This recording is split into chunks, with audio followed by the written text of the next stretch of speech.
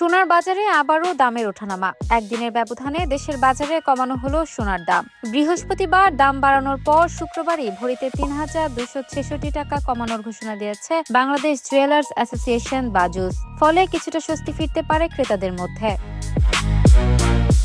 শুক্রবার সকাল ১০টা থেকে নতুন এই দর কার্যকর হয়েছে বলে বিজ্ঞপ্তিতে জানিয়েছে বাজুস। নতুন নির্ধারিত দরে ভ্যাটসহ ২২ ক্যারেটের প্রতি ভরি সোনা বিক্রি হবে ২,২৯,৬৬৪ টাকায়। ২১ ক্যারেটের প্রতি ভরি সোনার দাম ২,২২,৪৯১ টাকা। ১৮ ক্যারেটের দাম ১,৯১,০৫৬ টাকা এবং সনাতন পদ্ধতির সোনার দাম নির্ধারণ করা হয়েছে ১,৫৬,০৬৪ টাকা।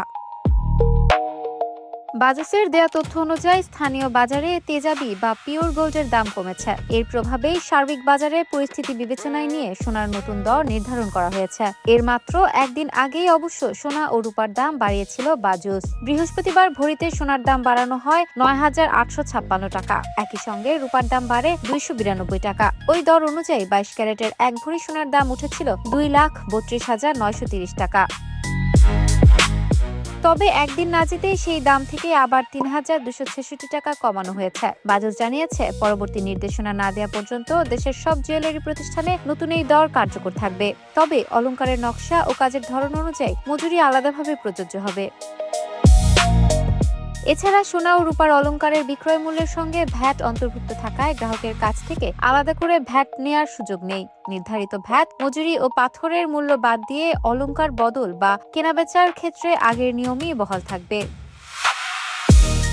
এর আগে সর্বশেষ ৩১ জুলাই সোনার দাম সমন্বয় করেছিল বাজুস। সেদিন ভরিতে ২,২১৬ টাকা বাড়িয়ে ২২ ক্যারেটের এক ভরি সোনার দাম নির্ধারণ করা হয়েছিল ২,২৩,০৭৪ টাকা।